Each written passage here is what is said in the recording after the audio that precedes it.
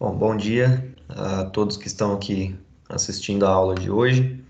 A gente vai iniciar um novo conteúdo que se chama Ação de Dissolução Parcial de Sociedade, e na mesma aula a gente também vai ver a ação especial de oposição.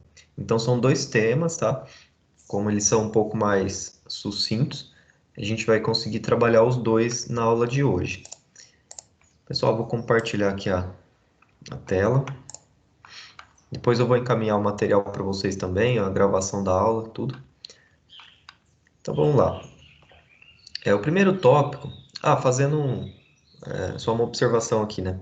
Na ordem do Código de Processo Civil, depois da ação de dissolução parcial, a gente tem inventário. Só que como inventário ele é um assunto um pouco mais complexo e demorado, a gente vai deixar para depois, tá? Em outra aula a gente vai trabalhar ele. Não sei se na aula que vem eu ainda tenho que verificar quanto tempo que a gente vai precisar, mas eu creio que eu deva deixar o inventário para depois da prova, já inclusive para ele cair na outra prova, ter um pouco mais de tempo para vocês estudarem. E não tem prejuízo, né? Já que cada item, cada aula que a gente estuda é um procedimento diverso, então não tem uma sequência lógica nesse ponto aqui, a não ser a sequência que o código estabeleceu, mas não vai atrapalhar vocês a entendimento da matéria. Então, começando aqui pela ação de dissolução parcial de sociedade, o que vocês têm que ter em mente é o seguinte: atualmente, né, e desde muito tempo também, existem possibilidades de pessoas se reunirem e formarem em grupos ou em duplas, dependendo da quantidade de pessoas, formarem uma sociedade para exercer algum tipo de atividade empresarial, comercial, né? Algum tipo de atividade dessa forma em grupo, né? Em mais de uma pessoa. E para isso foi prevista essa figura que é a sociedade empresarial ou comercial, né? E a sociedade, ela se baseia no que se chama de affectio societatis. Eu não escrevi aqui, depois vocês podem dar um Google aí que vocês encontram como escreve. Escreve affectio societatis. Então, esse affectio societatis nada mais é do que a vontade ali entre as pessoas, né, o ânimo entre as pessoas de formarem uma sociedade e desenvolver uma atividade em comum e em conjunto, né? E a sociedade, ela somente perduraria enquanto tivesse esse affectio societatis. É claro que hoje a gente tem várias relativizações dessa teoria, mas, assim, em regra, seria isso, né? A sociedade, se você tiver um sócio, a sua empresa ela só vai perdurar enquanto vocês dois tiverem vontade de permanecer na atividade. Ou então, alguém pode sair e a outra pessoa pode continuar ou pode arrumar um outro sócio, né? Tem várias possibilidades. E é nessa possibilidade de retirada de um sócio, tá? E dando a preferência pela continuidade das atividades da empresa, é que surgiu essa figura da ação de dissolução parcial de sociedade. Parcial por quê? A sociedade empresária, ou a empresa, enfim, ela não vai ser extinta, né, como um todo. Ela vai somente retirar um dos sócios, ou mais de um, e o restante vai continuar exercendo a mesma atividade, da mesma forma, tá? É claro que pode ser feito de forma consensual? Pode, tá? Depende muito do que tiver previsto no contrato social. O contrato social é um instrumento que é utilizado para criar, né? Fazer a criação da pessoa jurídica, da empresa, e nada mais é do que o estatuto, as normas, né, dessa empresa. Então, isso que vai regular tudo certinho, mas pode ser feito consensual? Pode.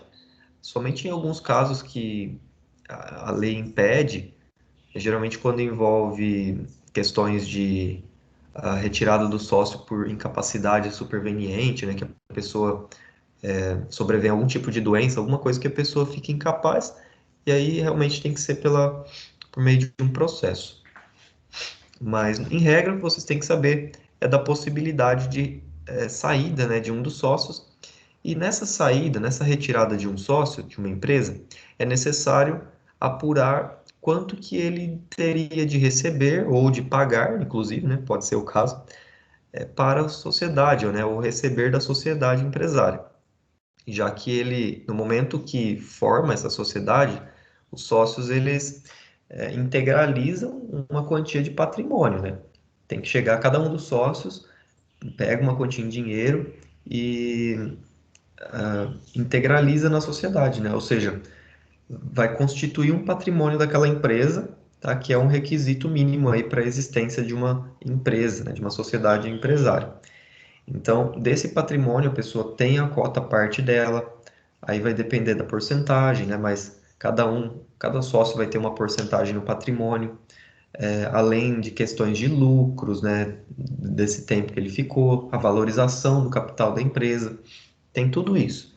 E também podem existir dívidas, né? Talvez a sociedade esteja bem endividada e, e o valor que ele teria de capital não é suficiente para cobrir, ele ainda tem que pagar.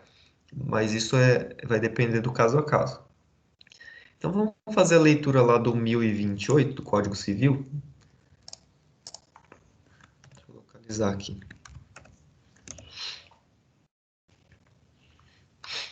Ele vai tratar nessa seção do Código da resolução da sociedade em relação a um sócio.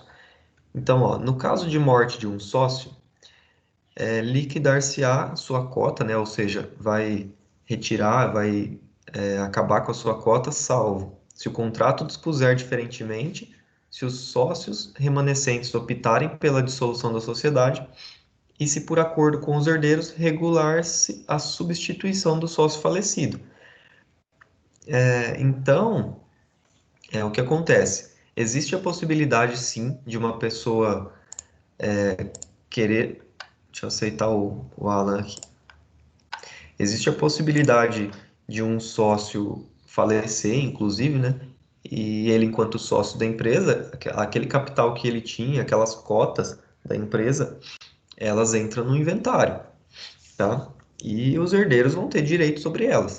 O que acontece? Existem possibilidades dos herdeiros serem substitutos lá nessa sociedade, se os demais sócios admitirem, tá? Já que eles não são obrigados, né? Eles tinham constituído a sociedade com o falecido e não com os herdeiros. Então, não são obrigados a aceitar. Ou então eles se retiram, né? Retiram esses bens do espólio ou dos herdeiros da sociedade. E é por isso que existe essa figura aqui para verificar também, além da exclusão, para definir a exclusão, para verificar os haveres, né? Como se diz, o que tem a receber ou o que tem a pagar perante essa relação daqui da sociedade empresarial.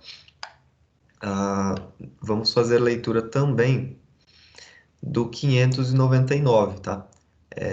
Esse tipo de processo aqui, de procedimento, ele está no 599 até o 609 do Código de Processo Civil.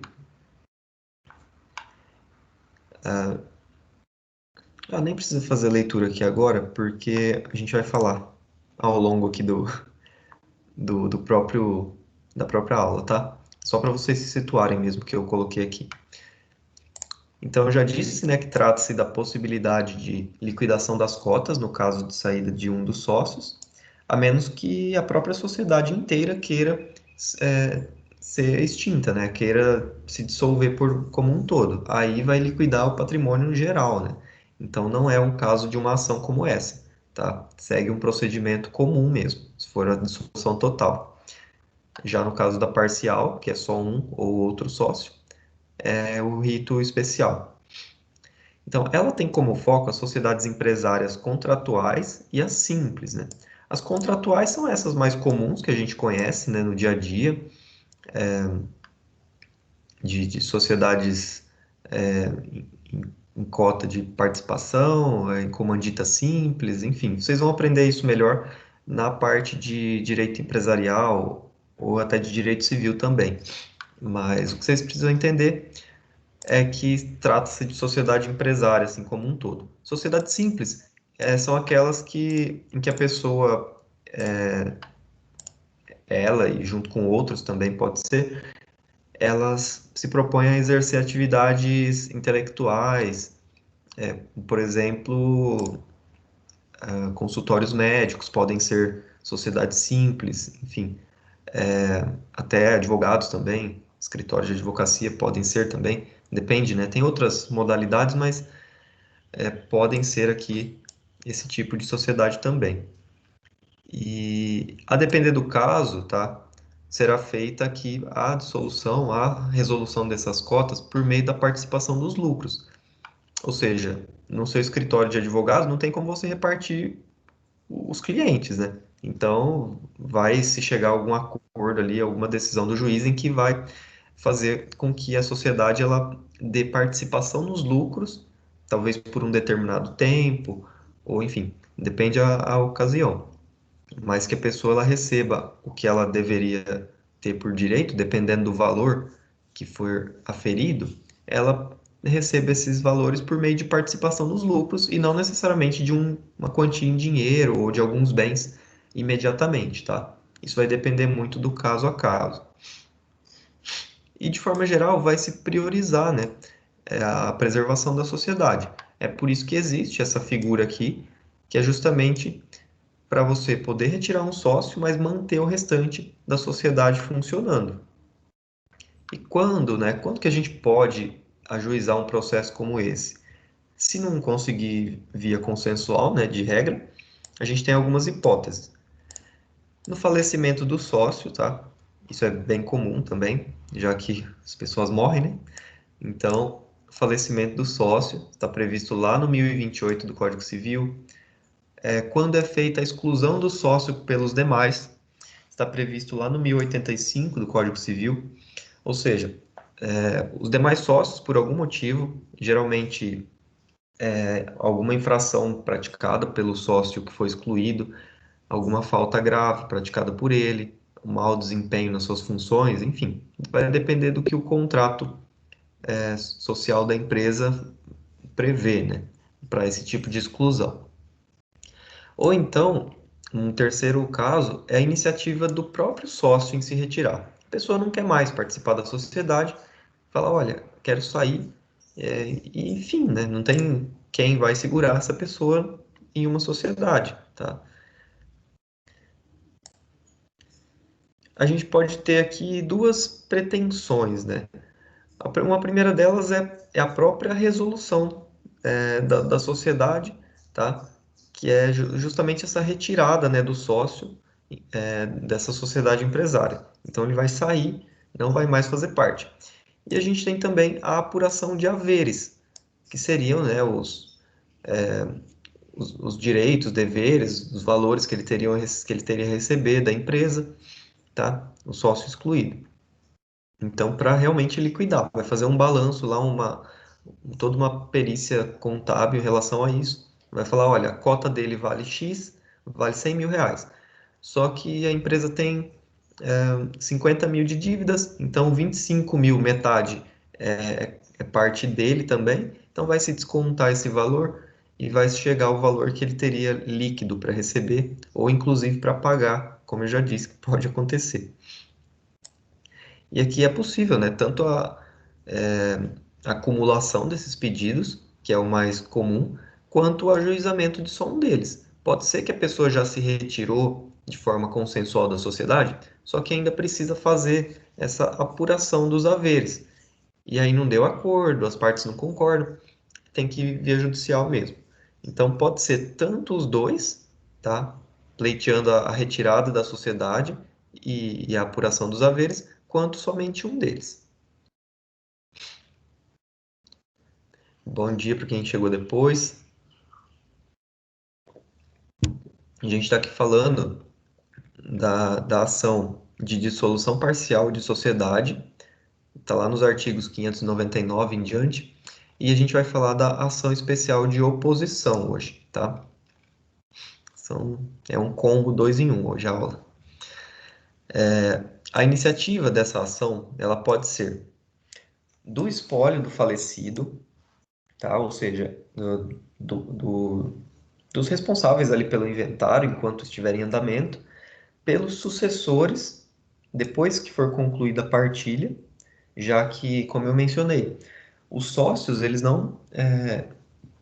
tinham a sociedade com o falecido, eles não tinham a sociedade com os sucessores dele. Então, ninguém obriga eles a manterem esses sucessores, a aceitarem, e da mesma forma que ninguém obriga os sucessores a permanecerem na empresa. Pela sociedade, quando, como eu mencionei para vocês também, a própria sociedade, os demais sócios decidem por excluir algum dos sócios ou os sucessores deles, enfim, da sociedade.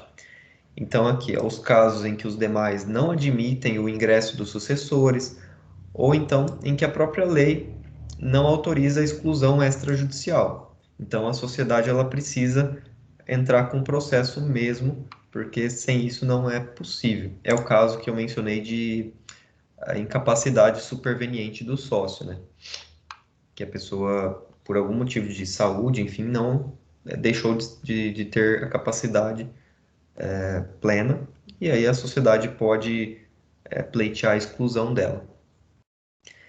Pelo próprio sócio, né? Em dois casos, quando ele for excluído pelos demais e precisar receber ou acertar suas contas na empresa, ou quando ele exercer o seu direito de retirada e não formalizarem o seu desligamento no prazo de 10 dias após ter exercido o direito. O sócio, ele para sair da empresa, basta que ele comunique, ele notifique a, a sociedade. Então, ele vai mandar uma notificação por correio, tudo mais, e informando que tem interesse em se desligar da empresa, não mais fazer parte. E dentro de um prazo de 10 dias, após exercer esse direito de desligamento, né, de retirada, ele pode, ele pode pleitear na justiça se a sociedade não formalizar esse desligamento, tá? Então, eles são obrigados a fazer a alteração do contrato social da empresa, informando que não mais aquele sócio faz parte. Se isso não for feito, ele pode entrar com um processo. No caso, esse processo que a gente está falando aqui. Também pode ser aqui interposta pelo cônjuge ou companheiro, né? Quando, no caso de casamento ou união estável que tiverem terminado, as pessoas precisam partilhar os bens, né? E se por um acaso o cônjuge ficar, por exemplo, com a, a parte da empresa, né, na sua meação, ele pode pleitear também a saída, já que ele não é obrigado a permanecer, ou inclusive pode pleitear em meio desse processo, justamente para verificar qual que é o real patrimônio do sócio, né, para fazer a partilha nos autos do divórcio, enfim, ou da dissolução de união estável. Então, vai se pleitear que verifique ali tudo que a pessoa tem de direitos ali, de deveres, enfim, tanto de ativos quanto de passivos, para se dividir, né, na hora da partilha do divórcio, tá? Ou da dissolução. Enquanto competência, nesses casos, a gente tem basicamente duas possibilidades, né? A primeira delas, que é a mais comum e a geral, que é o foro eleito pelos sócios no instrumento contratual. Então, no momento de fazer o contrato social da empresa, geralmente as pessoas já colocam no finalzinho, para algum conflito, não sei o que, elege-se o foro de tal local, tá? Então, esse foro de eleição, ele prevalece. Caso não tenha no contrato social da empresa, caso de omissão, né, será o local onde estiver a sede dessa sociedade. Então, se a sede estiver em Dourados, o processo tem que ser ajuizado aqui. Se estiver em Campo Grande, o processo tem que ir para lá, tá? Competência aqui é bom vocês saberem também para não entrar no local errado.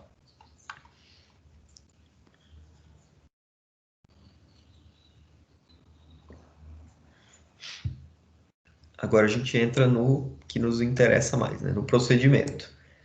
Pessoal, o procedimento dessa ação, ela segue o rito especial, né? Como vocês já sabem, na matéria é essa, né?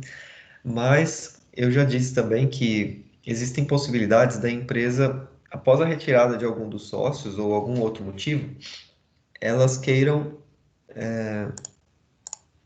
A Rodolfo está tentando entrar aqui, eu não tinha visto. Bom dia, Rodolfo. Eu não tinha visto aqui você tentando entrar na sala, tá? Ô, professor, Oi? o senhor acabou de dizer aí que o foro aí que prevalece é o da onde a pessoa, o sócio, ele é residente, né? Não, não. O que prevalece, em regra, tá? Em regra, os contratos sociais, né? Quando é criada a empresa, elabora-se um contrato que chama de contrato social, que são as normas, né, de toda a empresa, como que ela vai funcionar e tudo mais. E, no geral, né, na maioria dos casos, procura-se colocar, eleger um foro para justamente para dirimir esses casos, esses conflitos que envolvam a sociedade. Então já vai ser convencionado pelos sócios. Olha, em caso de algum problema ou dissolução da sociedade, elege-se o foro de tal local, por exemplo, de Dourados. Então, a Ah, sociedade, eles são livres para escolherem, né, para eleger um local para tratar das questões que envolvam ali a sociedade, entre ela, né, no caso. Isso não vai vincular terceiros fora da sociedade, da relação entre eles, mas questões tá. mais internas entre os sócios, ou é mais entre os sócios mesmo, né?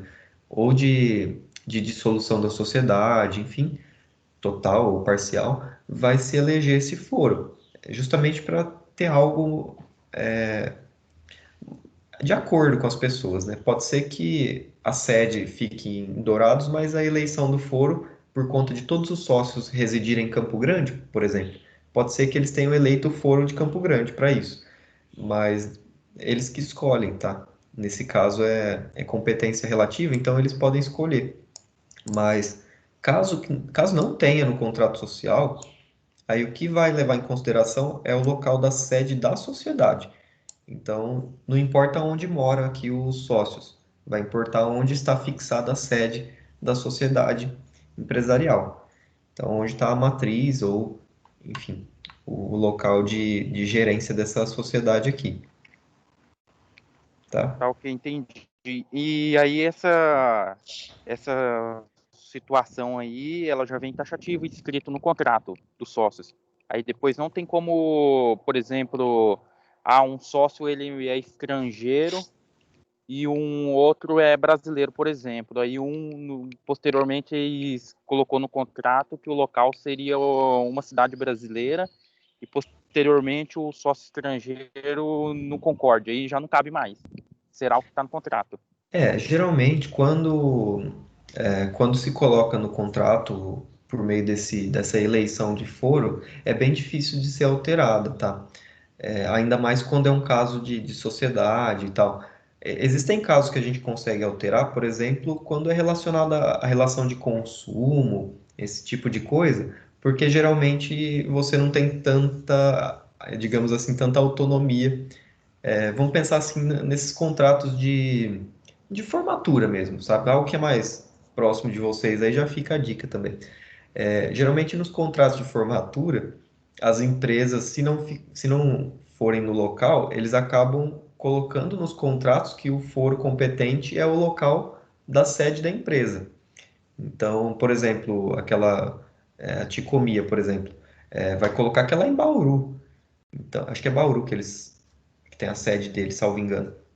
Então, esse tipo de situação que é relação de consumo, em que muitas vezes você não tem tanta liberdade para discutir o local de escolha do foro, aí se você questionar em juízo, pode ser que, nesse caso, é praticamente certeza que vai mudar, né? Como é relação de consumo, vai dar preferência do local de residência do consumidor.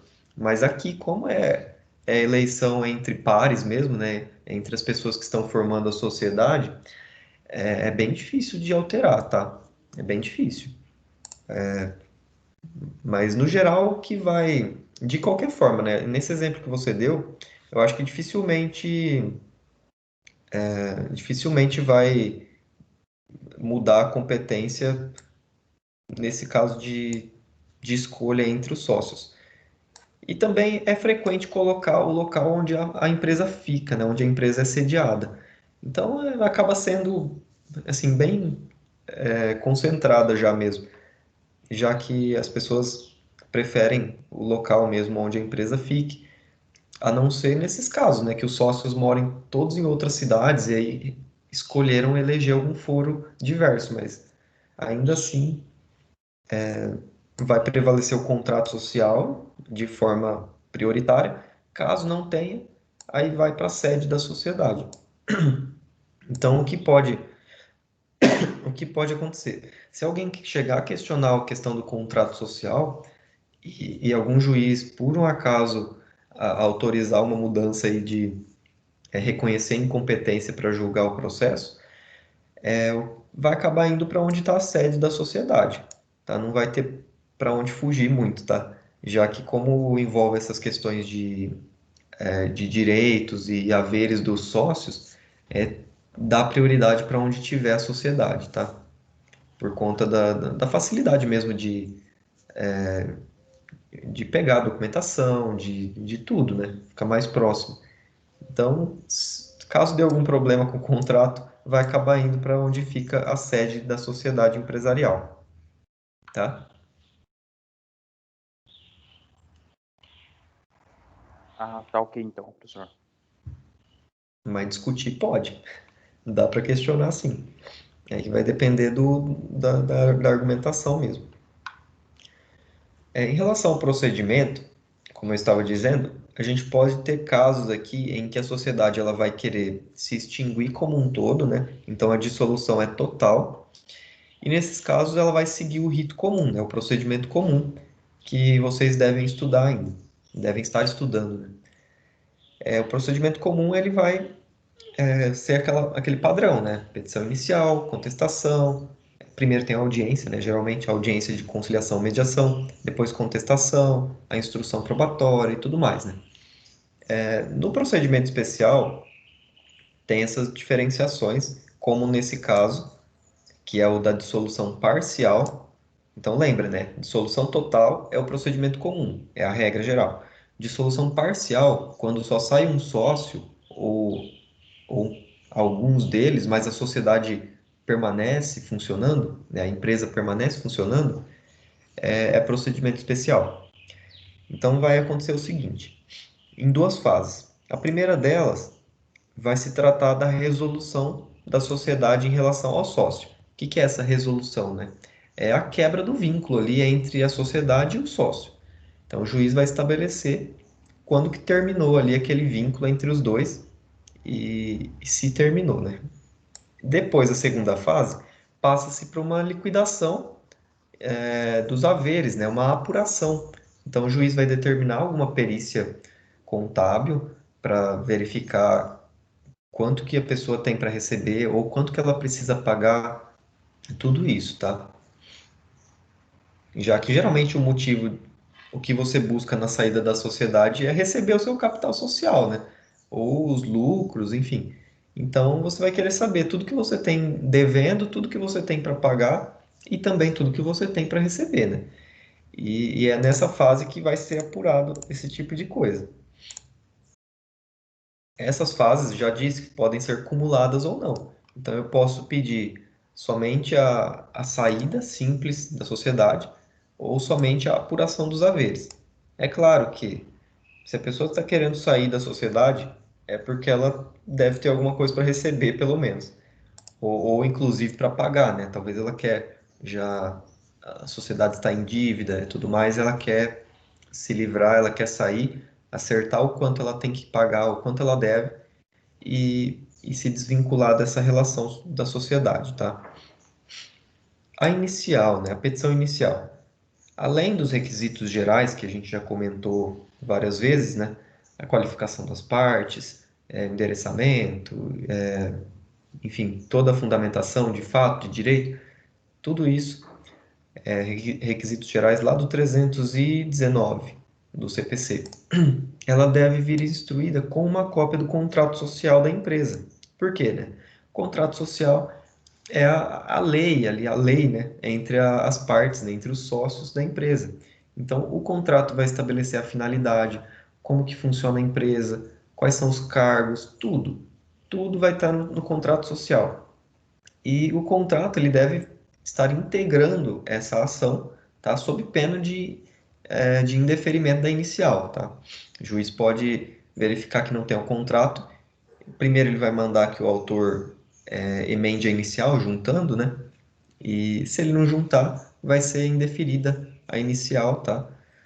Por carência aqui da ação. O valor da causa, né? Como que se calcula o valor? Geralmente, pessoal, tem as regrinhas que vocês vão estudar ou já devem ter estudado em TGP. Geralmente, para se calcular o valor da causa, nesse tipo de processo, vai se verificar o quanto que é o benefício almejado pelo autor, né? No caso, em regra, é o montante da participação do sócio no capital social. Ou seja, se a pessoa tem uma cota, ela integralizou um capital na empresa de 100 mil reais, o montante ali do valor da causa que ela é o que ela quer receber de volta, né? É a cota dele. Então vai ser os 100 mil reais, tá? Só de exemplo aí para vocês. Após a inicial, a gente tem, em regra, né, a citação dos sócios e da sociedade. Então, não é só da sociedade, tá? Existia uma divergência na doutrina, mas o próprio CPC já pacificou isso, dizendo que são citados os sócios, tá? As pessoas físicas, e a empresa, a sociedade. O que eles dizem, né, os doutrinadores, é que quando você cita todos os sócios da empresa, já presume-se a sociedade, né, a pessoa jurídica citada também. Porque, basicamente, a sociedade é constituída pelos sócios, né? Se todos os sócios estão citados, todo mundo tem ciência, ninguém vai ter prejuízo de nada no processo. Mas, então, em regra, assim, pelo que eu pude ver, a citação é destinada à totalidade dos sócios, tá? E aí é feito dessa forma. Prazo de resposta é de 15 dias, normal também, padrão, né? Olha, ainda bem que o CPC padronizou tanto esses prazos, porque se fosse no CPC antigo, vocês iam ver, cada recurso, cada resposta que a gente tinha era um prazo diferente e isso dificultava muito. Agora, com essa grande padronização aí, deu uma facilitada, né? A maioria de contestação, salvo engano, acho que não existe nenhum que seja diferente de 15 dias. Então, citados os sócios e a sociedade, tá? Não lembrem do que eu falei da parte prática. Lembrem aqui para responder questões que são citados os sócios e a sociedade. Eles podem concordar com o pedido, tá? Concordar com o pedido do autor, e aí o juiz vai declarar a dissolução parcial da sociedade, tá? Em relação àquele sócio, e vai passar para a segunda fase. Então, de qualquer forma, vai ter a segunda fase, porque dificilmente as pessoas vão conseguir verificar os haveres do sócio fora de uma perícia judicial contábil, tá? Já que, assim, trata-se de contas complexas que envolvem balanços financeiros aí que realmente precisa de alguém que entenda. Eles podem contestar a ação, tá? Cada ponto aqui está previsto no artigo, tá? Então, eles podem contestar a ação, vai seguir pelo procedimento comum até o julgamento em sentença. Então, quando há uma resistência da parte ré dos sócios, contestando o pedido de saída do, do sócio da sociedade, o que acontece é que o juiz vai abrir a instrução probatória, tá? Vai se designar a audiência ou vai se determinar a produção de outras provas e ao final vai decidir e depois vai passar para a segunda fase também. Eles podem apresentar pedido contraposto. O que é pedido contraposto, né? Aqui tem que ter uma diferença de reconvenção, né? Que eu já expliquei o que é reconvenção. É quando no mesmo processo, na contestação, você apresenta um pedido relacionado, né, à própria causa de pedir, só que com fatos novos, tá? Você pode apresentar fatos novos em relação àquela situação que está sendo discutida e que você teria uma pretensão em face do próprio autor. Já o pedido contraposto, ele não permite fatos novos. Seria basicamente um inverso da ação. Você tem que pegar os mesmos fatos, né? Você tem que se aproveitar dos mesmos fatos da inicial, que estão narrados na inicial, e pedir algo, geralmente indenização, enfim, e pedir algo em face do próprio autor. Então, o autor está pedindo a apuração dos haveres dele da sociedade e ele quer ser aí, não indenizado, né? Mas ele quer ter que seja pago a ele, né? Depois que a sociedade que ele sair da sociedade, um valor de 50 mil reais referente à cota dele. Só que a sociedade ou os sócios, eles vêm, contestam o pedido e apresentam esse pedido contraposto, que seria o quê? Falar, olha, realmente ele quer sair da sociedade, aconteceu todos esses fatos que ele narra no inicial, só que na verdade, quem deve pagar para a, quem deve pagar nessa relação é o próprio autor, porque ele está devendo. Então, menciona nessa mesma situação aí, você pode fazer um pedido contraposto que seria isso, você exigir um, basicamente o inverso que o autor está pedindo, só que em virtude da sociedade, né? Você pode exigir fazer um pedido em face do autor, considerando os mesmos fatos que ele narra na inicial, só que no caso quem seria beneficiado seria a sociedade, né? Por conta se fosse verificado realmente, né, que teria direito. Porque pode ser que na hora do julgamento o juiz verifique e fale, não, quem realmente está certo aqui é o autor, então vou julgar improcedente esse pedido contraposto, tá? E ele pode verificar também que sim, que quem está certo é a própria sociedade. E o autor teria que pagar esses valores que ele deve para a sociedade. Isso está lá no artigo 602 do CPC. Deixa eu ver se tem alguma informação a mais lá. Vai dizer o seguinte, que no 602, a sociedade poderá formular pedido de indenização compensável com o valor dos haveres a apurar. Então seria isso, né? Naquela mesma narrativa dos fatos, a sociedade vem e fala: sim, tudo bem, o autor quer sair, tudo bem, ele pode sair, mas ele tem que pagar um valor de indenização por algum fato que ele praticou, alguma coisa, e alguma dívida, alguma retirada que ele fez e não pagou, e pode ser abatido, né? Compensável com os valores que ele pode vir a receber no final do processo.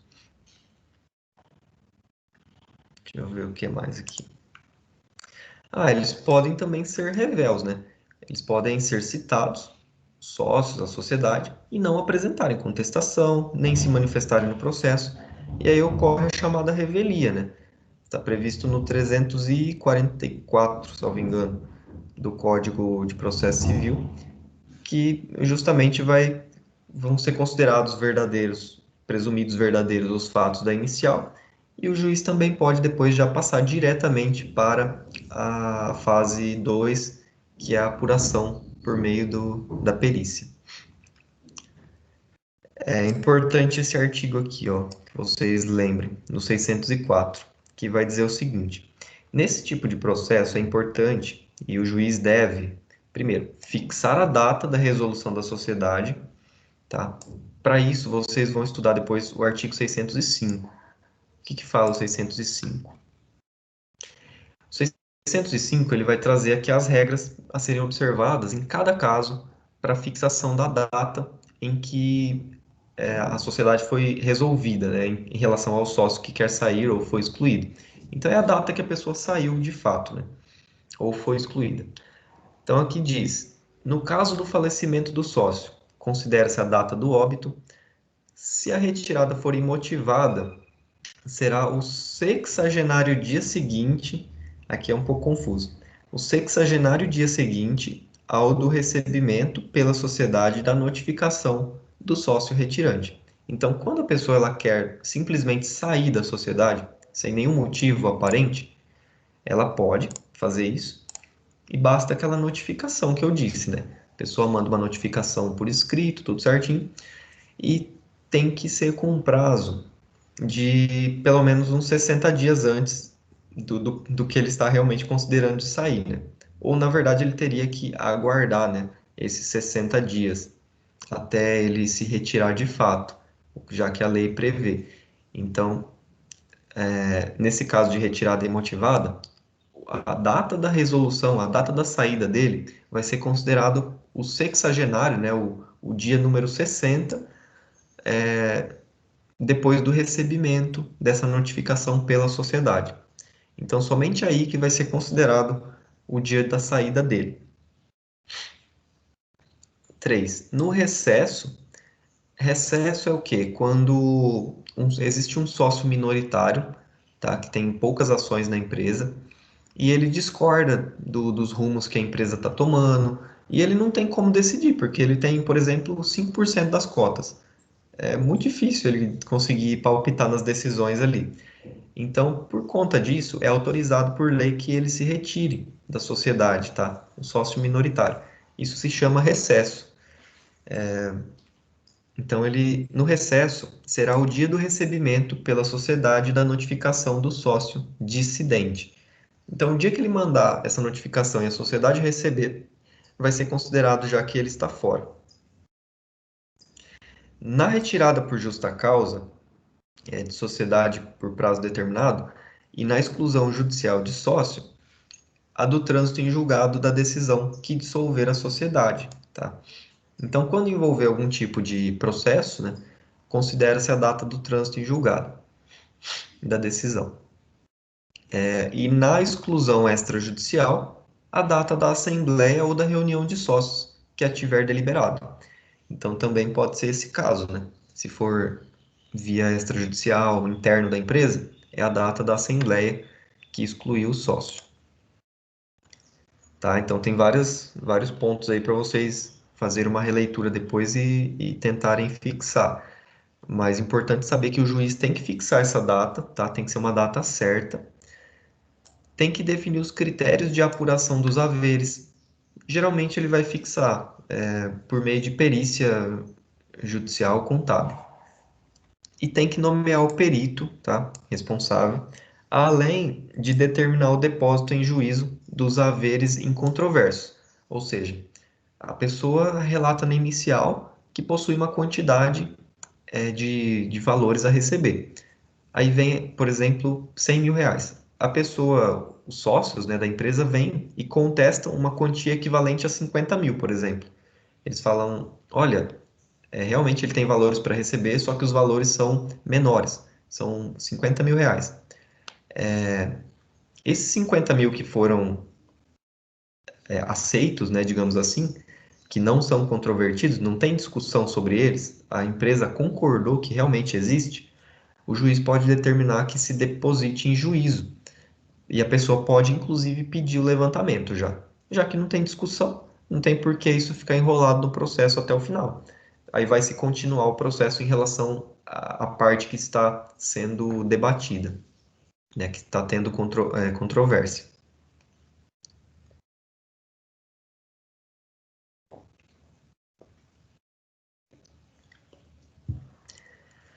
Pessoal, isso daqui são alguns critérios que o juiz tem que observar, tá? Está lá no 604. Geralmente ele vai fazer a maioria dessas coisas já na sentença da primeira fase. Então ele vai fixar a data de resolução, definir os critérios. É que vai variar muito de juiz para juiz, mas pode ser isso também em sede de segunda fase, tá? Definir os critérios. Não tem uma regra que diz que o juiz tem que fazer isso em sentença, mas ele tem que fazer. No momento ou de outro ele vai ter que fazer. Eu creio que no momento de sentença dessa primeira fase do processo, ele deva fixar essa data e, e definir tudo isso daqui também, já para realmente a sentença ficar bem completa e somente proceder com a a liquidação mesmo dos haveres do sócio, tá? Então, entrando, alguém tem alguma dúvida? Ô, professor, esse valor, esses haveres incontroversos, o juiz ele pode já dar a causa, metade da causa ganha e depositar o valor, ou só depois de todo o processo, depois desses haveres controversos? Olha, já ele pode decidir o mérito em relação àquela. Ele pode decidir o mérito em relação a esses haveres incontroversos, porque não tem mais discussão sobre eles. Então, Porque não a foi partir do momento contestado, que no caso, né? a parte ré não contesta mais aqueles valores, dizendo que, olha, realmente ele tem para receber, só que não é tudo que ele diz. Então, o restante do processo vai prosseguir em relação ao que tem algum tipo de discussão, e o que já não tem mais nenhuma controvérsia, que, por exemplo, o que eu falei para vocês, em metade do valor aí, que é o de 50 mil, o juiz já pode decidir que realmente aquilo é devido para o autor e pode determinar que ele. Primeiro vai determinar que deposite em juízo. Aí, geralmente, o autor faz o requerimento para levantar, né? Ou seja, para sacar o valor. Tá? Mas ele pode sim já decidir essa parte, porque não tem mais pendência de nada sobre isso, né? Se a parte não contestou, não tem por que prosseguir na ação. Deixa eu ver aqui, eu vou tentar abrir na biblioteca virtual o livro, que eu queria mostrar para vocês o esquema das fases, que tem lá no livro do Humberto Teodoro Júnior, para vocês visualizarem melhor. Vou ver se eu consigo abrir aqui.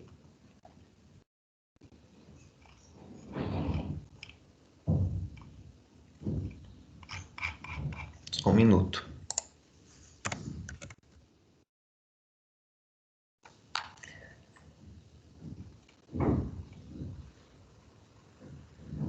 Outra dúvida.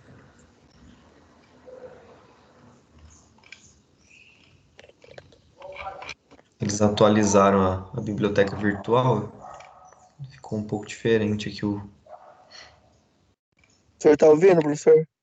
Sim, pode falar. Essa ação cabe apenas em ação de dissolução ou cabe em algum outro Oi? processo? Cortou. Essa ação, ela cabe só nessa ação de dissolução de sociedade ou ela cabe em outros processos? Ah, como assim você fala? No caso se for feita uma ação trabalhista, cai do mesmo jeito essa ação de determinar o depósito em controvérsia, ela cabe também para uma ação trabalhista, uma ação indenizatória, alguma coisa assim? Olha, a questão do depósito do valor incontroverso, sim, geralmente pode É ser só essa aplicado. mesmo.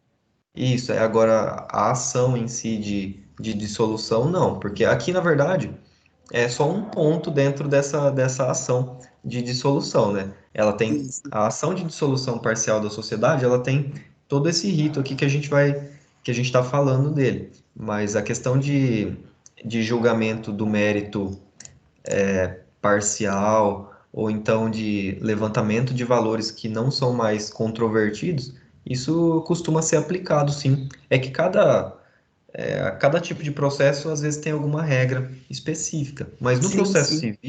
no processo civil já é de certa forma pacificada essa questão.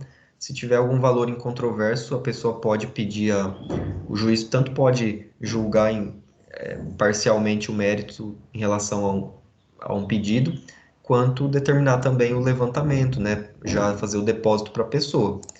Então, acaba se utilizando isso sim. Mas não é algo exclusivo só da ação de dissolução, não, tá? É regra do processo civil mesmo. Não sei exatamente qual artigo que isso se encontra agora, mas que é utilizado é. Agora, no processo do trabalho, eu já não sei exatamente como funciona, mas eu imagino que tenha também. Deixa eu achar aqui, consegui abrir o livro. Aqui. Professor, só uma dúvida. Pode falar. Dessa liquidação, só que tem um detalhezinho anterior aí que geralmente eles pedem, né? A liquidação ou os bens, né, para os fins tributários. Isso aí eu já senti na pele, porque eu tive sócio de 1% só, e mesmo assim, com esse 1%, nós tivemos que pagar aí toda a dívida tributária para ter essa dissolução. E, Sim, lógico, isso procede mesmo. Geralmente, nessa verificação dos haveres e tudo mais, o juiz vai requisitar, muito provavelmente, certidões, documentações da Receita Federal, enfim, das esferas, tanto municipal, estadual quanto federal, para verificar se a questão tributária mesmo está tudo certo, se a empresa está devidamente regularizada, e se tiver alguma dívida, já vai ficar presa ali no próprio processo, né? Não vai ter como escapar mesmo. E como você disse, tem que, na proporção que você tiver, a depender da sociedade, né? Tem algumas que depende a responsabilidade de cada uma em relação aos sócios, mas no geral é proporcional à sua cota, né? Que você vai responder, e a depender do caso, você já direto no processo já vai descontar ali esses valores para você poder sair da sociedade, né? No caso de uma dissolução parcial. A dissolução total já é pelo procedimento comum, é um pouco diferente. Mas, no geral, é isso aí. Pessoal, oi? só para complementar aí, só que antes é visualizado o poder vamos dizer, financeiro para cada que um dos sócios consiga arcar. No caso que eu citei, por exemplo, os sócios que eram majoritários não tinham essa liquidez. Eles aí é onde, né, os bens da gente, por exemplo, era declarado, e aí nós arcamos com toda essa tributação, infelizmente. Então Sim, sim. O Estado, o poder público não vai perder, né? Não vai perder. Nesse caso, é que nem você disse, se depende muito do tipo de sociedade, mas que depende a limitação da responsabilidade, mas a depender do tipo, realmente responde pela totalidade da dívida. Pode ter, que nem você disse, 1% e vai responder por tudo, se os demais não tiverem. Em algumas sociedades a responsabilidade é quase que solidária, né? Então, vocês têm que pagar a totalidade, depois você pode, se quiser, receber dos seus sócios, né? Mas é difícil, né? Se as pessoas já não têm o patrimônio. Mas isso é real mesmo, acontece. Eu vou mostrar aqui compartilhar outra tela para vocês entenderem ou visualizarem melhor o procedimento até aqui o momento que a gente falou até agora. Pessoal, não sei se está dando para visualizar muito bem, porque a imagem é um pouco pequena. Deixa eu ver aqui isso. Mas, aqui no livro do Humberto Teodoro Júnior, tá? Tem o fluxograma de como que ocorre esse procedimento. Então, aqui a petição inicial, por algum dos legitimados, que a gente já comentou, a citação, né? E aí as possibilidades. Concordância, revelia. Se houver a concordância, né? Ele diz aqui que não haverá honorários advocatícios e as custas serão rateadas, né? Já que as pessoas não discordaram do pedido. E aqui eu até falei algo equivocado antes, tá? Não é sentença que vai definir a primeira fase, se houver aqui a concordância e a revelia, tá? Só se houver a contestação. Se houver a concordância ou a revelia, vai ser uma decisão interlocutória, ou seja, o juiz ele vai somente resolver algumas pendências que forem verificadas e passar para a segunda fase, que é a de liquidação. Do contrário, quando houver contestação ou pedido contraposto junto, vai seguir um procedimento comum, vai ter a instrução do processo, né, tudo que for necessário, e ao final o juiz vai dar uma sentença, porque realmente envolve questões de mérito aqui as pessoas podem contestar, por exemplo, a forma de como a pessoa se retirou da sociedade, enfim, várias possibilidades, ou inclusive a necessidade dela de arcar com alguma custas, alguma indenização que seria devida pelo autor à sociedade. Então, tudo isso o juiz vai resolver por meio de uma sentença, depois de prosseguir aqui pelo procedimento comum, tá? Quando tem essa discussão, tá bom? Então, e aí depois da sentença, é basicamente a mesma coisa, tá? Vai depender, é claro, se for de improcedência ou procedência e se tiver apelação, mas depois que for resolvidas as questões de recurso, vai iniciar a fase de liquidação normal, tá? Vai confluir para o mesmo rumo aí, que é a liquidação dos haveres devidos ou que deve ter aí o sócio que está se retirando, tá? Depois da liquidação, o pagamento ao sócio e a extinção final do processo mesmo. Então, esses fluxogramas são interessantes para vocês, se quiserem estudar, né? Facilita a memorização. Então, quis mostrar aqui para tentar auxiliar nesse ponto, já que é um processo bem... Professor, abaixa um pouquinho a tela, só para mim dar um print na tela. Só um tá. pouquinho. Você consegue entrar na biblioteca virtual, não sei se vocês estão tendo acesso. Assim? Eu tentei já entrar nessa biblioteca, não consegui, não. Eu vou mostrar aqui já algumas... Tá bom assim? Tá, Qualquer coisa depois eu tiro o print e mando. aí. Vou tentar mandar. Mas, ó, aproveitando que a gente está aqui já falando disso, tem várias pessoas que estão com dificuldades mesmo de entrar na biblioteca. De fim de semana costuma estar indisponível, tá? Só avisando já. Mas até teve dias que eu tive que tentar baixar algum livro por conta que não conseguia fazer minhas aulas de fim de semana pela indisponibilidade aqui do sistema. Eu acho que eles atualizam e aí fica indisponível para todos. Mas o que vocês vão fazer? Vão entrar na biblioteca virtual. Deixa eu ver se na biblioteca virtual aqui. Aí vão clicar aqui que vai aparecer o ícone de login. É que eu já estou logado, né? Depois que vocês colocarem a senha, o e-mail, não sei, do portal de vocês, que o meu é pelo e-mail da faculdade. Vocês vão ficar logados, vão abaixar aqui, ó, e entrar nessa minha biblioteca. Tem vários, né? Várias possibilidades, só que a melhorzinha é essa daqui. Vocês vão clicar nela, aí vão vir aqui, ó, acessar o portal. Aí ele vai abrir a tela, o site mesmo, de onde vocês podem localizar os livros que eu comento na aula, tá? Então, aí vem na pesquisa, ó, digita o nome do livro que quer, e aí vai aparecer tudo, é só clicar nele que vocês já abrem, tá?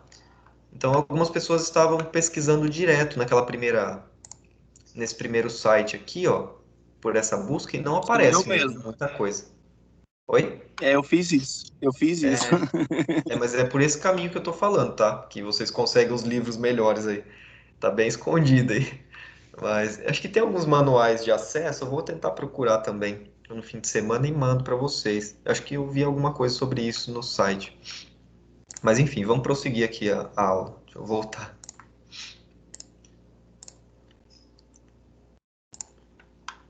Bom, então, tendo isso em mente, pessoal, da questão da primeira fase, né?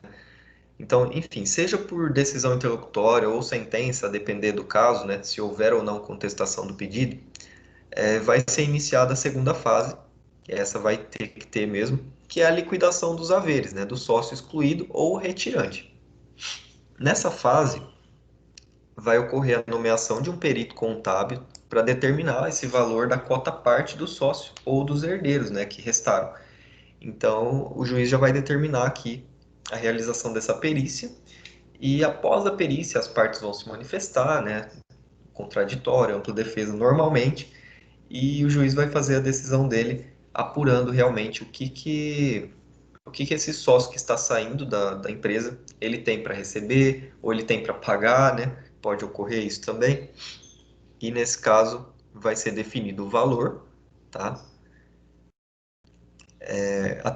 Mesmo que o contrato social ele tenha algumas regras de apuração de haveres, sempre deve ser observada a boa-fé objetiva. Então, pode ser que o contrato social preveja que a apuração vai se dar por um balancete da própria empresa mesmo.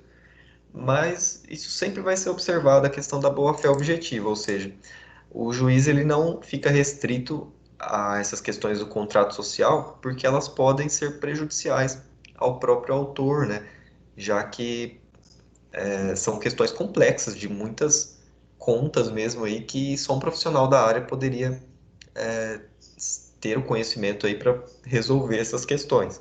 Então, não é porque um contrato prevê que isso tem que ser necessariamente observado, tá?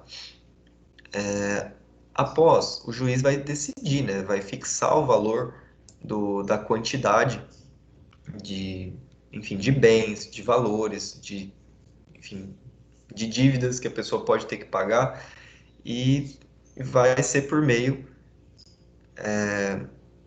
aqui já de uma decisão ou uma sentença que determine o pagamento já também, tá? Na forma prevista pelo contrato social também. Então, pode ser que o contrato social já preveja alguma forma que seja feito o pagamento, se vai ser em dinheiro, se vai ser em bens, ou se pagamento, no caso de dissolução, pode ser que tenha que esperar um determinado prazo, enfim. Mas se o contrato for omisso, esse pagamento ele tem que ocorrer no prazo de até 90 dias após a liquidação, tá? O juiz não vai condenar a sociedade a pagar uma quantia muito grande de dinheiro no prazo de 10, 15 dias, né? Então, já que prevê aí essa possibilidade de preservação da sociedade empresarial, então também tem um prazo razoável para que a sociedade resgate esses valores, né, e tudo mais. Se tiver omissão no contrato em relação a um prazo ou uma forma de pagamento, isso será feito em dinheiro, tá? No prazo de 90 dias. É claro que, se a sociedade informar o juiz que, olha, os valores estão aplicados, enfim, não tem possibilidade de pagar em dinheiro agora, e ofertar alguns bens, o autor pode aceitar ou não, né? Então, isso vai depender do caso. E aí o juiz vai decidir também.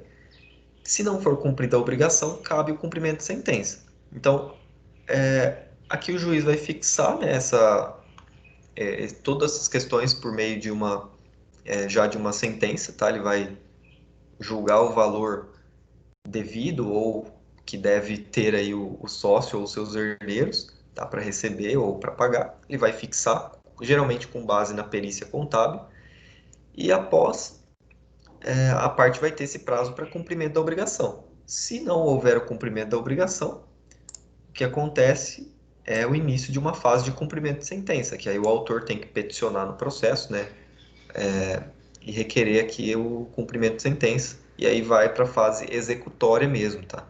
Pode penhorar bens e bloquear dinheiro e tudo isso, que vocês vão aprender também.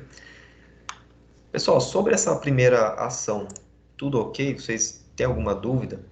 Alguns conceitos podem ser um pouco complicados em relação a essas questões de sociedade, tá?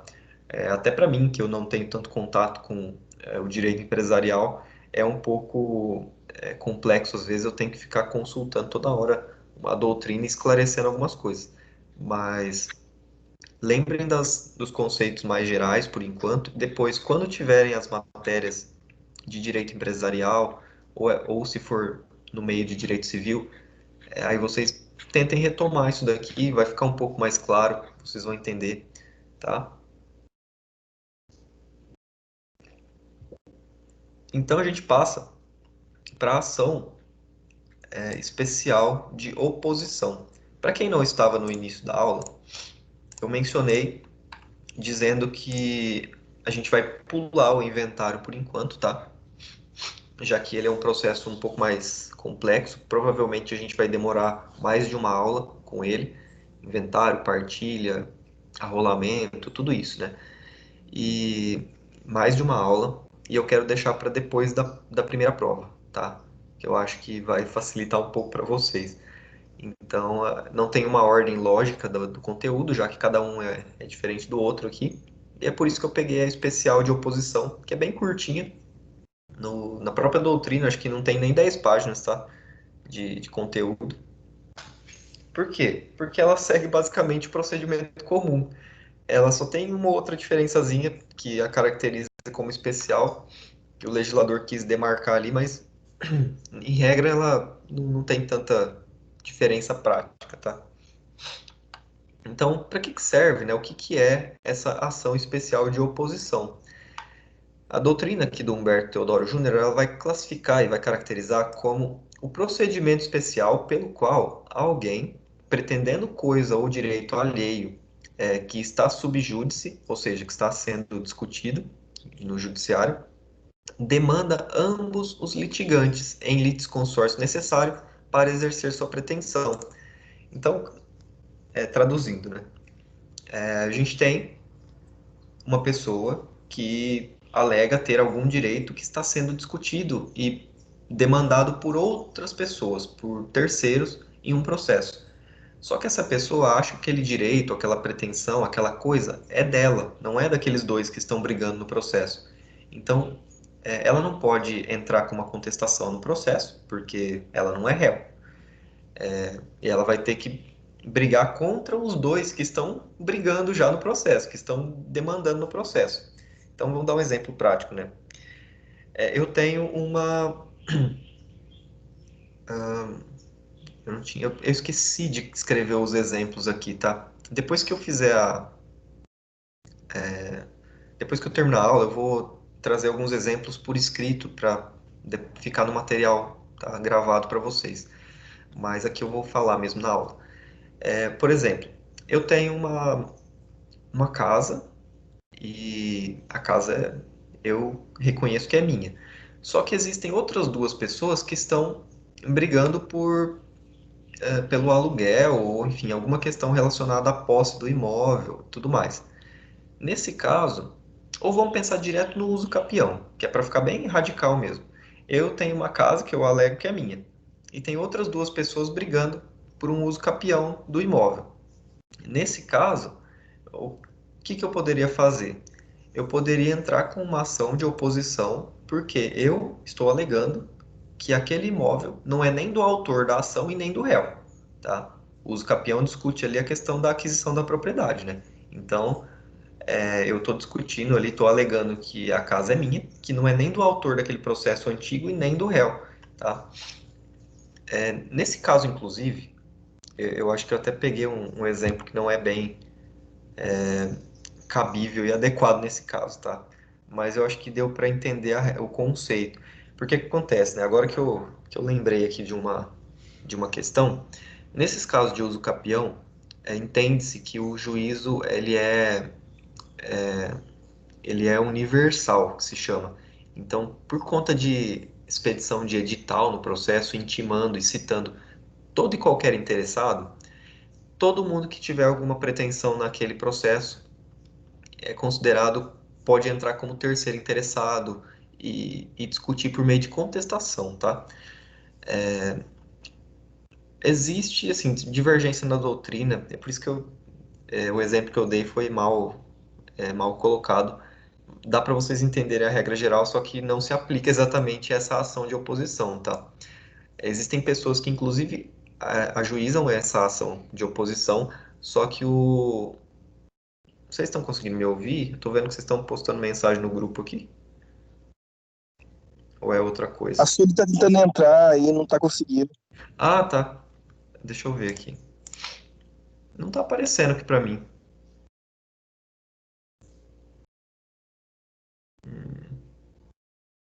Eu vou Eu ter que falei pra ela compartilhar. fechar Agora ela já. falei pra Não, ela não vai. fechar os aplicativos e tentar entrar de novo. Isso. E também agora a gente tá no final também, já. Praticamente ela vai ter que assistir o restante mesmo gravado. Mas o que eu estava dizendo, algumas pessoas até ajuizam essa ação de oposição, nesses casos de uso capião, e os juízes têm entendido, os tribunais têm entendido na aceitabilidade dela enquanto uma contestação. Então, assim, para todos os efeitos, o sentido ali, o motivo que gera é razão de oposição. Só que por conta do uso capião ter essa característica, não se aplica nesse caso, tá? Mas vamos pensar em outra hipótese, né? Que a gente pode pensar aqui. Geralmente isso é mais aplicado em bens, em questão de bens móveis, bens imóveis mesmo, questões relativas à posse, propriedade. Mas Tô tentando bolar um exemplo agora aqui. Eu devia ter escrito.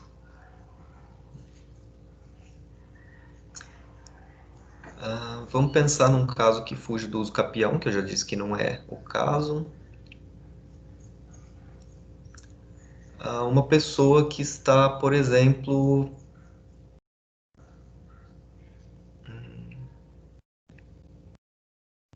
Gente, agora fugiu um exemplo aqui para dar para vocês disso. Eu tinha pensado no uso capião e agora que eu lembrei dessa hipótese.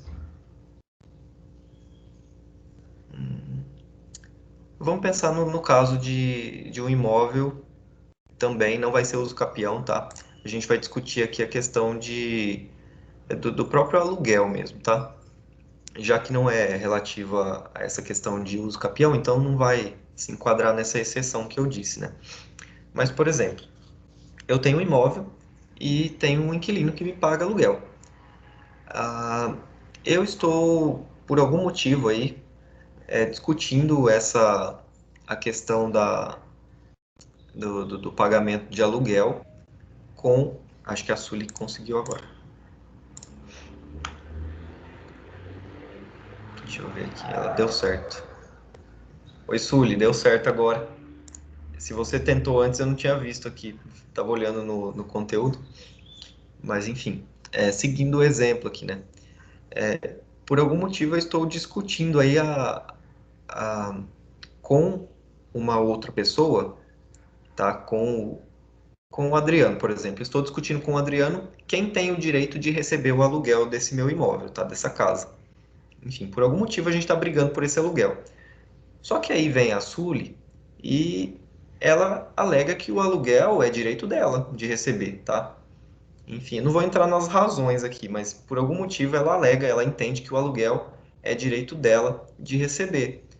E o que que ela tem que fazer? Como já existe um processo em que eu e o Adriano estamos brigando por esse aluguel, por esses frutos do imóvel, né, da casa, ela não pode, porque ela não é parte, né, ali, ela não pode simplesmente entrar no processo e, por meio de contestação, nesse caso, do exemplo que eu dei agora, né? No uso capião pode. Ah, o que que ela vai fazer? Vai se valer dessa hipótese aqui da ação de oposição, tá? Ela vai ajuizar um novo processo, né, um novo processo, demandando tanto eu quanto o Adriano para provar que quem, na verdade, tem direito sobre os aluguéis é ela. Então, isso vai gerar um novo processo que vai estar atrelado a esse processo antigo e, inclusive, vai ter um caráter de prejudicialidade, né? Exige-se essa relação de prejudicialidade. O que que é isso? Se a Sully tiver a pretensão julgada favorável, tanto a minha quanto do Adriano, necessariamente tem que ser desfavorável, por conta que os processos estão relacionados e se ela ganhou, né, se ela teve o ponto favorável, as nossas pretensões vão ser desfavoráveis necessariamente. Então lembrem-se dessa característica, né? O objetivo é buscar evitar que um processo primitivo ele seja julgado antes da pretensão do opoente, né, que se chama opoente, quem ajuiza a oposição, seja resolvida. Como a Sully não é parte daquele processo, ela poderia inclusive esperar, porque a coisa julgada não atingiria ela, porque ela não é parte no processo. Se ela tivesse sido intimada, citada, tudo bem, mas ela não foi. As partes omitiram a relação ali, ninguém colocou ela no processo, já com intenções, com segundas intenções. Então, mesmo que julgue-se procedente, ela depois pode pleitear uma nova ação, enfim, para poder a, resolver aquela questão, tá? Não vai ser considerado coisa julgada. Mas o que acontece? A pessoa geralmente quer resolver a situação quanto antes. Então, para evitar transtornos, de ter que ter um novo processo depois, que é mais trabalhoso, né? Ela já põe o dedo na ferida, já entra com uma oposição no transcurso desse processo entre eu e o Adriano e já tenta evitar que sua pretensão seja desfavorável quanto antes. E nesse caso, como eu disse, ocorre essa relação de prejudicialidade, né, que se o dela for aceito, o nosso necessariamente vai ser rejeitado. inclusive vai ser decidida primeiro a oposição e depois a ação antiga. Sendo que, Professor, independente... Oi, pode falar. esse processo para entrar, ele tem que ser, a gente tem que saber o número do processo ou eu só tenho que saber o nome das partes? Geralmente tem que saber o número do processo, por conta que ele vai ser distribuído por dependência. Como Então, assim, dependência? dependência significa que tem duas formas de fazer a distribuição de uma petição, de um processo no sistema, né? Por sorteio, que é a regra geral, quando você não... apesar de você ter uma competência específica de alguma área, você vai selecionar no sistema, por exemplo, a competência, né? Se é civil. Dentro da competência civil, você vai colocar para distribuir por sorteio. Por sorteio, ele vai cair em qualquer das varas, se tiver mais de uma, né? Qualquer das varas do foro local que você escolheu para ajuizar. Se for por dependência, o processo ele necessariamente ele vai para aquela vara competente que está julgando um outro processo que tem a conexão, que tem essa relação com o processo que você queira entrar. Então, nesse caso, por exemplo, vamos supor que o processo antigo entre... É o Adriano que perguntou? Foi. Então, vamos supor que esse processo discutindo os aluguéis ele esteja tramitando entre você e eu na terceira vara civil de Dourados. O que vai acontecer? Quando a Sully for ajuizar a oposição, ela já tem que saber, né, da existência do processo, senão ela não tem como ajuizar essa oposição, se ela não tem conhecimento do processo. Então, ela vai ter necessariamente o número, os dados das partes, pelo menos, e ela vai colocar no sistema, né? Vai selecionar a localidade, que é Dourados, a área que é civil, por exemplo, e ela vai escolher, ao invés de sorteio, ela vai escolher por dependência. Quando clica em dependência, já vai abrir um campo para você colocar o número do processo que você quer fazer essa distribuição por dependência. Então, ela já vai colocar o número do processo antigo, no caso o meu e do Adriano, e já vai puxar direto relacionado a esse processo. Ou seja, não vai haver um sorteio entre as diversas varas. O processo novo dela, ele vai direto para aquela vara específica que ela selecionou, por conta dessa necessidade que a gente já vai comentar agora há pouco, mas há uma conexão, e vocês vão estudar isso em TGP também, a conexão entre as causas, né? A mesma causa de pedir, o mesmo objeto ali está sendo discutido, então por isso que tem que ser na mesma vara, tá? Aí Já que automaticamente ela fica vinculada ao processo antigo, no caso. Esse novo fica. processo do point Inclusive, fica atrelado a esse processo antigo. fica mesmo. Ele tem uma opção, se você abre o...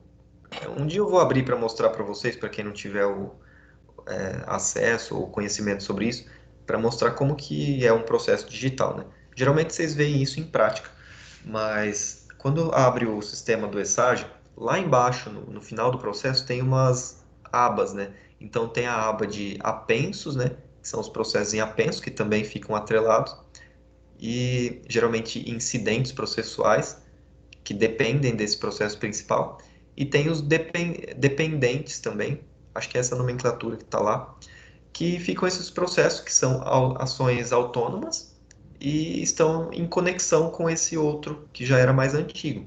Então, quando o juiz abre um processo, ele já automaticamente ele vê que tem um processo atrelado a ele. Isso evita que ele vai proferir uma sentença primeiro nessa ação entre mim e o Adriano, por conta que ela tem essa questão da prejudicialidade. Então, primeiro tem que se decidir a oposição e depois o outro processo mais antigo, tá? E geralmente é uma sentença única para os dois processos. Ela vai ser colocada nos dois. Mas tem essa questão da dependência, que é isso, é você mandar o processo para onde já está o processo antigo, tá?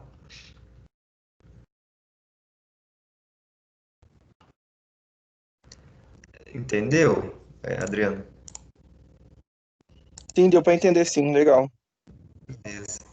Então, independe aqui os fundamentos da oposição.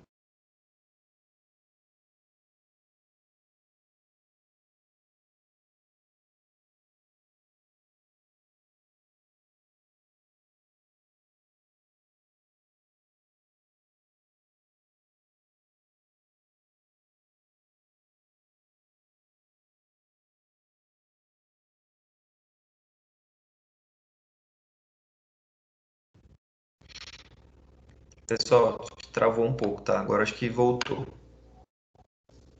Voltou. Voltou, né? O que eu estava dizendo é o seguinte: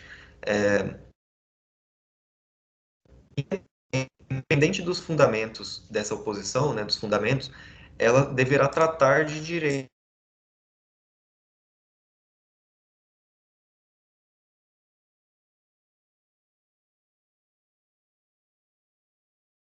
Processo de oposição em relação a esses aluguéis, do porquê.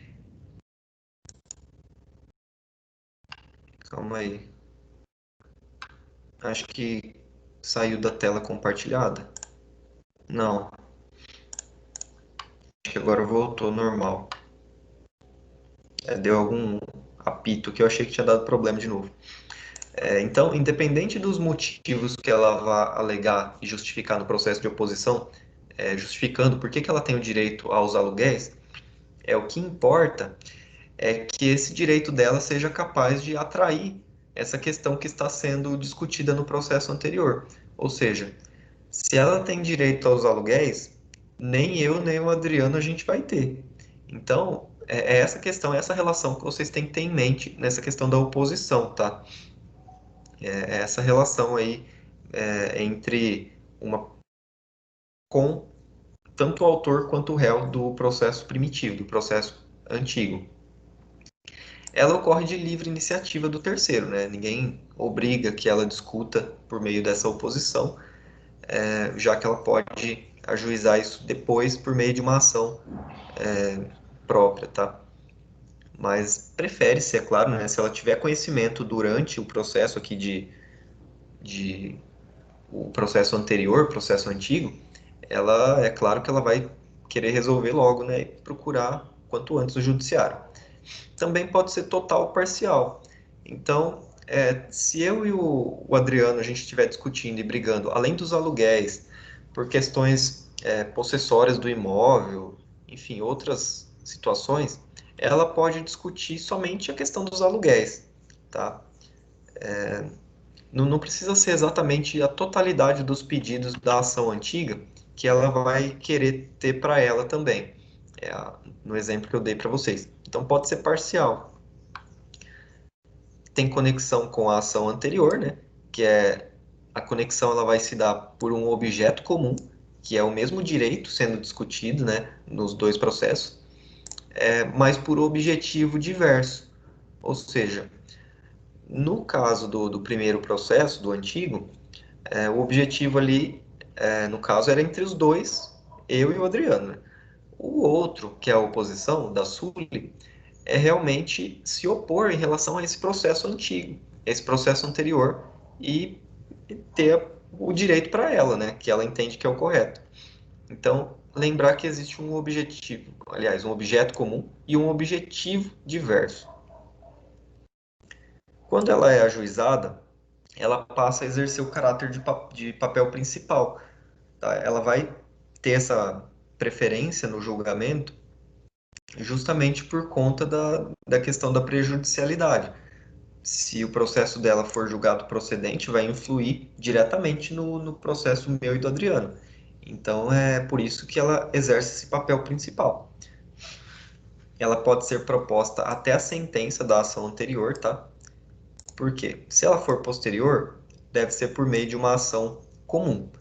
Então, não é o rito especial. Depois que tiver a sentença, já é outras formalidades aqui, que a gente não estuda hoje. Ela pode ser tanto declaratória quanto condenatória, tá? Então, você pode discutir tanto a questão somente de direito, quanto você pode querer que o seja o autor ou o réu da ação primeira,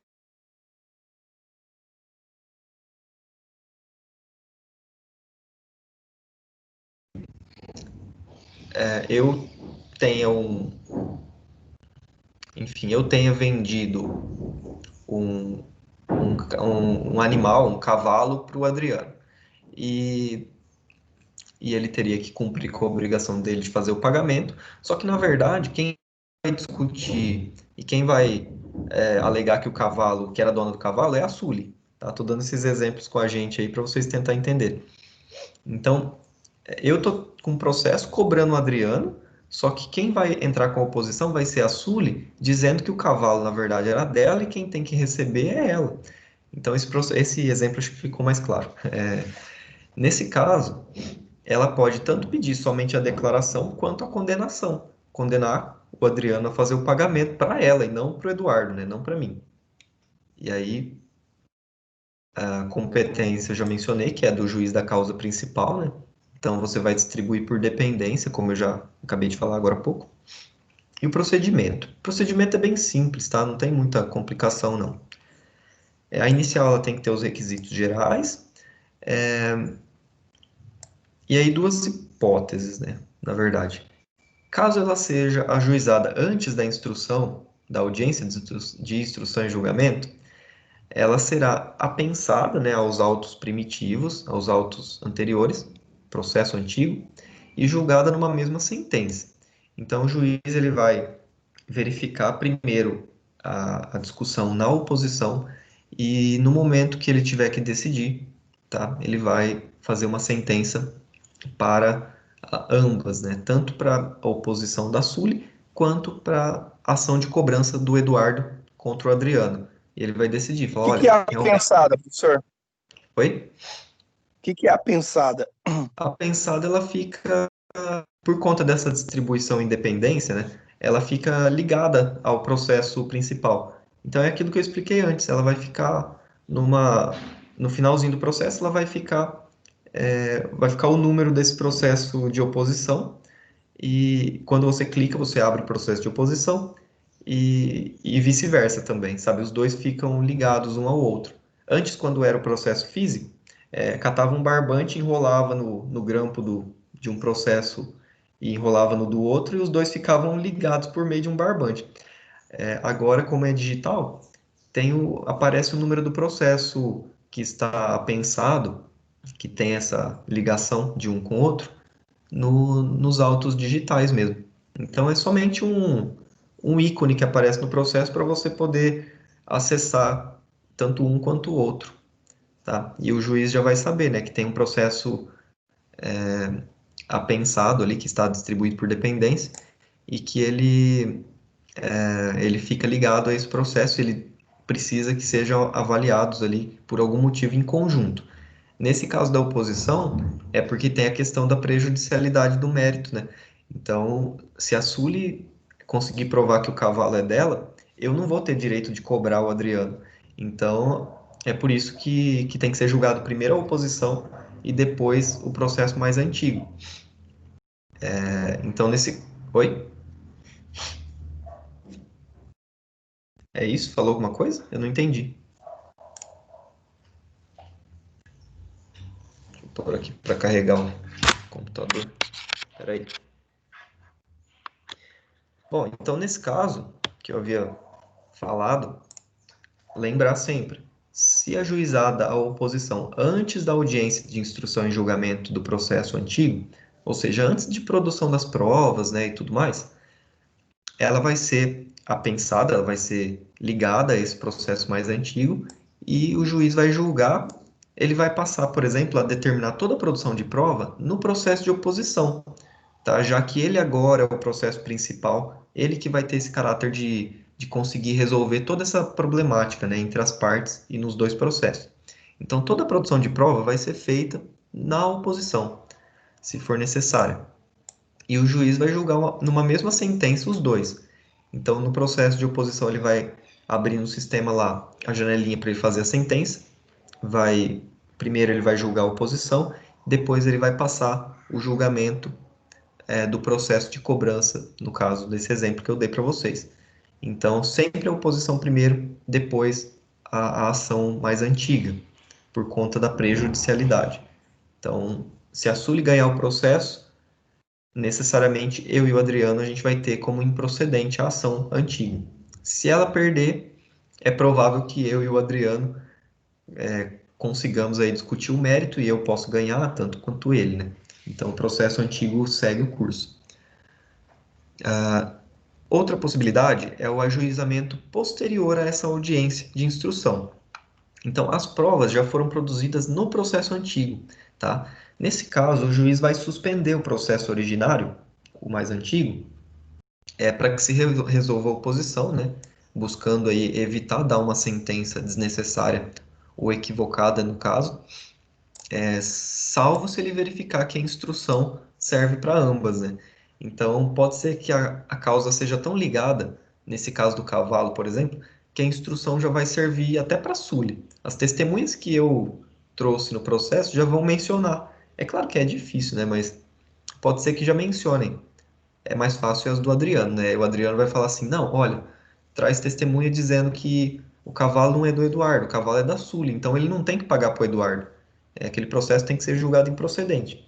Então, se o juiz verificar que essa instrução serve para ambas os processos, né, para a oposição e para o outro, ele pode já julgar, né? Se já tiver tudo certinho, se já tiver o convencimento dele formado, ele já pode dar a sentença na oposição e no processo antigo.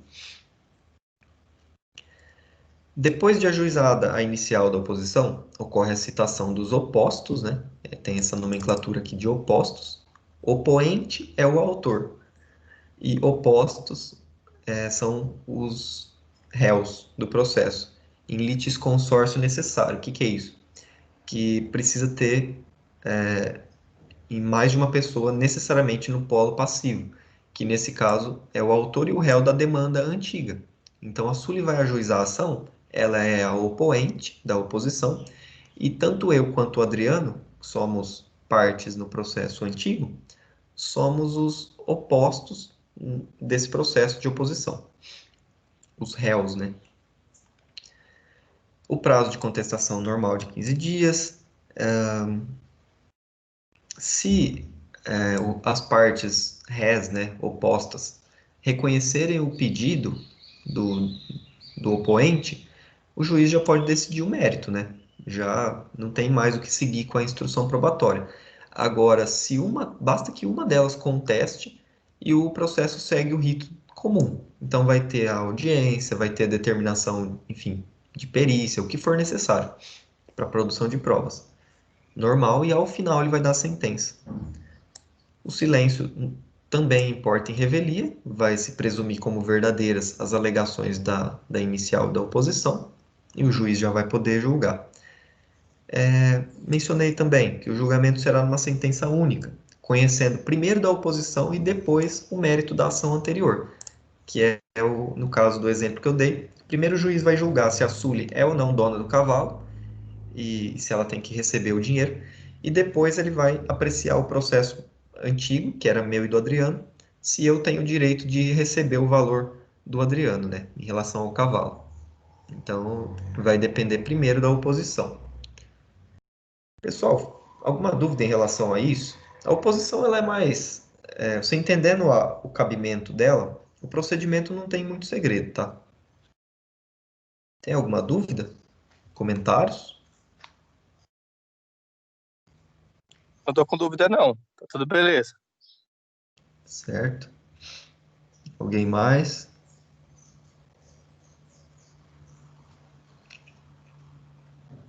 Pessoal que talvez entrou depois e, enfim, não conseguiu pegar a aula inteira, procura depois assistir a gravação, pelo menos da parte que não viu, para não ficar muita dúvida, tá? Como eu faço o esquema bem sucinto ali com algumas frases, palavras soltas, não é algo que você consegue estudar assim sem ter pelo menos visto a aula, né? É bom para relembrar, mas para aprender e para sem você ter visto a aula, eu acho que é meio difícil.